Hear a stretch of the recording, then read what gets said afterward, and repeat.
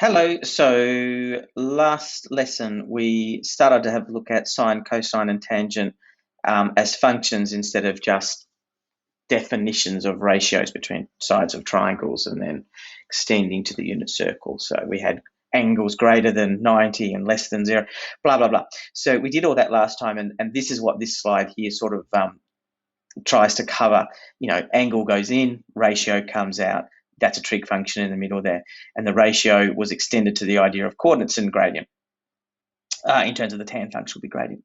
We talked about the domain. Anything could be input for sine and cosine.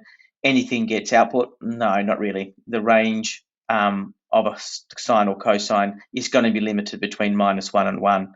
And again, we went through this last lesson, so I'm proposing that I don't go through it again. But the range is between -1 and 1. The domain of tangent, if you remember, it's useful to just recap for this video. Anything can go in for a tangent input except at 90-degree increments. So 90, not all 90 degrees, sorry, from 90 degrees, 180-degree increments. So 90, 270, 450. Or radians here, you can see sort of gives a better look at it. Like pi on 2 is 90. Add 2 pi on 2 to get 3 pi on 2, add another 2 pi on 2 to get 5 pi on 2. So the numerators become 1, 3, 5, 7, 9 pi over 2 kind of thing. And that's where the asymptotes are, if you remember. We'll have a look at that again today. And the range, now it goes on forever in both directions. So it could be a very, very, very, very steep downward slope that's going to a negative infinity, or a very, very, very steep upward slope. So that's going all the way to infinity. So the outputs here are quite large. So what we're going to do in this lesson is we're going to start reviewing graphs of those functions. Now, we've had a look at them tentatively in the last lesson, but now we're going to have a look at them in terms of how do I go about sketching it, I suppose. And I'm going to limit the graph to being between 0 and 2 pi. But remember that it does go on forever in each direction. And I'm going to just do these graphs fairly quickly. So this is one of those cases where I'm going to say, do as I say, not as I do. I'm going to draw these freehand, but you should try and draw them as best you can, using a ruler for the axes and so on. So I just wanted to remind you that this is what the sine graph looks like. This is called a sinusoidal wave. It goes on forever. But you can see that if I trace this between 0 and 90 degrees, so pi on 2, between 0 and pi on 2, the ratio coming out, the output of the sine, is just sort of tapering off until it gets to 90 degrees, at which point it's 1. Then the value starts decreasing again, but still positive all the way to pi. So this is quadrant 1, quadrant 2. Everything is positive in quadrant 1. Sine is positive in quadrant 2. Only tan is positive in quadrant 3, so we end up with a negative sine value, and only cosine is positive in quadrant 4. So it's still negative, and the value is also decreasing until we get to 2 pi. And then it repeats. Okay, so we have this idea that the function, the sine function and the cosine function, it does act the same way, has this maximum and minimum, and it's always the same distance away from the center, I suppose. And it's in the base graph, this distance is 1 unit long. So there's 1 unit between there, and there's 1 unit between there and there. And so this distance from the center of the graph up to either its maximum or minimum is called the amplitude. So sine and cosine have an amplitude, and the amplitude is just the height. Well, I'll give you the broader definition, because sometimes the graph, if you can imagine, isn't always in the middle there along the x-axis. It can be all the way up here. But what you can do always is you can take the height from the maximum to the minimum, so just the vertical height. So that's from 3 down to 1. That has a height of 2, and then divide it by 2, and that's the amplitude. Okay, so sine and cosine graphs have an amplitude, and they also have a period. And the period is how long it takes before the graph repeats, either from here, 0, back to 2 pi, it's back to 0 again, or from peak to peak, or from trough to trough, all of these lengths here are 2 pi in length, or just a random point like that one there. If I go 2 pi acrossways, I get to back to that same point again. So we say that this is a periodic graph. It repeats, every point repeats every 2 pi. All right, so we're looking at the base graph though. So the sine graph has a base of 2 pi. And so the way I would draw it is like this. I would draw the first part, and then I would draw the second part underneath and try to be as even as possible. This should be the same as this. Then I would take the period, because this is just one cycle. Oops, sorry. This is just one cycle of the graph, right? It's just going through once. So I would then take this cycle, or this period, 2 pi, and then just keep on halving it. So halve it, half of 2 pi is just pi, half of pi is pi on 2, half of, between pi and 2 pi, halfway distance here is 3 pi on 2. So that allows us to effectively give us a maximum, a minimum, an x-intercept, x-intercept, x-intercept, and we're done. No, not quite done actually, because we should also put in the maximum and the minimum minus 1. Okay, so that's the maximum minimum is informed by the amplitude. But that's the base graph done. Let me quickly do the other ones. So this is y equals sine of x. For y equals cosine of x, I'm going to use the same the same domain for each of these. So cosine, I'm going to put both of them on to start with.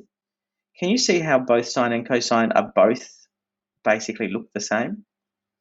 It's because they basically are the same. So they have the same curvy shape. It's just that cosine is behind sine. So there's green. So like there's a 0 there and there's a 0 there. The distance between those two is pi on 2. So it's 90 degrees behind. But they're basically the same shape. They're both sinusoidal shapes. But let's just focus on the cosine one because, you know, we are frequently, not always, but we're frequently graphing from 0 to 2 pi. And you'll notice it has this kind of shape here. I call it a tulip shape. I hope that makes sense. It looks a bit tulipy, or the top of a wine glass. So we can see it in parts. We've got a positive part, so that's first quadrant. Quadrant 2, it's negative. Quadrant 3 is negative. And then quadrant 4, it's positive again, so it goes up again. So there's a direct relationship to what we're seeing here in the graph and the quadrants. So again, I'll draw that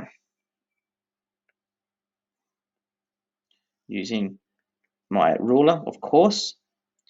Draw it in. So again, I'm not going to put in the x-intercepts first. It's notoriously difficult to do it that way. But I'm going to do the curve first, and then I'm going to do the curve around, and then the curve back. It's actually a bit more difficult to do on a screen because my hand sort of sticks on the glass a little bit, but I hope you can see that's reasonable. Same thing as before. I'm now going to take the endpoint and call that 2 pi, split it in half to get pi like so. And that's the minimum in this instance. And then I'm going to split it again. So this x-intercept here is pi on 2, and this x-intercept here, is 3 pi on 2. And that almost completes the picture. It goes from 1 to minus 1, just like the sine graph does. And now I'm done. So draw the axes, draw the graph, the curve, I suppose, and then put in all your intercepts and stuff to finish off with. Let's finish off with looking at tan, and that'll do for this video, I think. That's what tan looks like, that sort of stripy diagram. And as we've discussed in the previous video, tan is not only different in terms of the domain and range, but it has these things called asymptotes, which I've now just put in here, the first two, but it repeats along all the time. It's a vertical asymptote because it goes up and down. And what it means is that after 0, it means that the gradient is getting steeper and steeper and steeper and steeper and steeper and steeper and steeper and steeper. And it's going up and up and up and up and up. But at pi on 2, it's not defined because the tan of pi on 2 would be opposite over adjacent, and the adjacent would be 0. Okay, so there's an asymptote there. It never reaches, at 90 degrees, it never reaches anything in particular, but as it approaches 90 degrees, the slope gets steeper and steeper. On the other side, we will hit quadrant 2, and in quadrant 2, only sine is positive. No, yeah. So that means cosine ends up being very, very, very steep but negative, as in sorry, I'll say that again, tan, which is the gradient, ends up being very, very steep but negative. So that's why it starts down here. And then it gets flatter and flatter and flatter and flatter until we get to pi, which is 180 degrees, which is a gradient of 0. Okay, no rise and a run of 1. And then it starts getting steeper again until it gets to 270 degrees, which is 3 pi on 2. And it's getting steeper again, but never hits 3 pi on 2 where it's not defined. And then it repeats and repeats and repeats. So if you just have a look at the gap between the asymptotes here, there's a length of pi, or between 0 here and this 0 here, there's a length of pi. So the period of a tan graph is in fact pi, not 2 pi. So we've got to keep that in mind, that between 0 and 2 pi, we actually get 2 repeats of the graph. Okay, graphing it. How would I go about graphing it? So this is y equals tan of x. And I'll draw my nice, neat axes. And I'd probably start by putting in my asymptotes, like so. So we've got one at pi on 2, and then we're going to have one sort of double the distance again over at 3 pi on 2. Okay, I've got to even label those since I know what I'm doing. And then, as you saw from the graph, this is first quadrant in here, and so we're going to have the graph going up like so. Put an arrow on it if you want to. Then in the next half, I'm going to halve between pi on 2 and 3 pi on 2, and that's just pi. And I'm now going to draw a curve that goes to pi, and then I accidentally changed color, then I didn't mean to, and then keeps going on to infinity there. And then I'm going to go all the way to 2 pi, and I'm going to have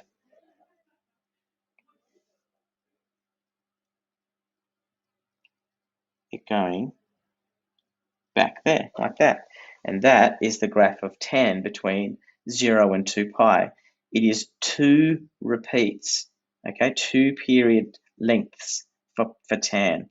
I've got from here to here, so that bit and that bit is 1 period of tan, and then I've got this bit and this bit for my second period of tan.